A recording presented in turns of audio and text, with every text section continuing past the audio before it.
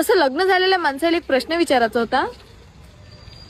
तुमच्या स्वप्नात तुमची बायको येते की शेजारची बाई?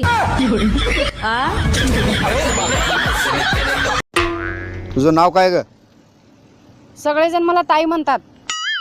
काय योगा राव, मला पण सगळेजण दाजी म्हणतात.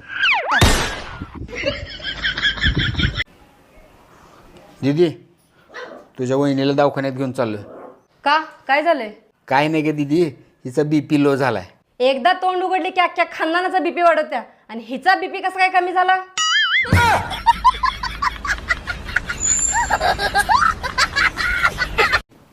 अगं ऐक की, तुझा मोबाईल घेतो 5 मिनिट. घ्या की.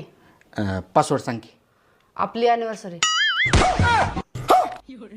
म्हणजे माझी अॅनिव्हर्सरी का तुझी अॅनिव्हर्सरी? आपली अॅनिव्हर्सरी. ते पहिल्यांदा भेटलो होतो आपण, ते काय?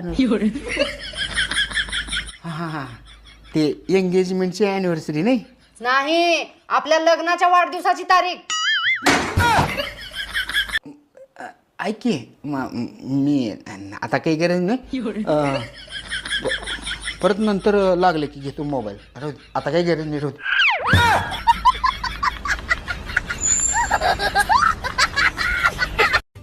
सुनो, हाँ? तुम्हें पता है पति भगवान होता है और पत्नी उसकी भक्त होती है. अरे तुम ये क्यों भूल रहे हो कि भगवान भक्त के बस में होते हैं.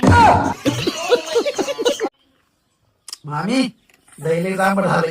3 डब्याचा काटा काढलाय, 4था डबा हातात घेतलाय ना. आंबट लागते, काय होते, खाऊ वाटलं तर खा, नाही तर किंवा खाली निघा.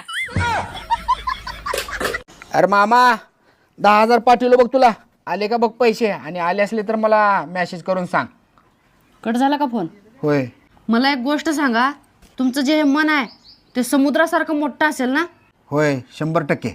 मग त्यामध्ये छोटे मोठे मासे तर राहतच असतील. कुठून राहत असतील छोटे मोठे मासे? तुझ्यासारखी मोठी लटमगर त्या समुद्रात असल्यावर.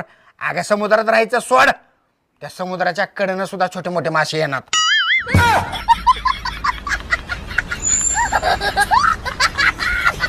उगाच शिकले बाई मी लग्नाच्या अगोदर.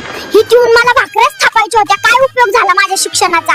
तेवढंच माझ्या आई बापाचे पैसे वाचले असते. त्याच्यापेक्षा मस्त एखादा ब्युटी पार्लरचा कोर्स केला असता, तेवढेच मला खर्चायला पैसे झाले असते. मेल्या नवऱ्याने तर कधी 1 रुपया दिला खर्चायला.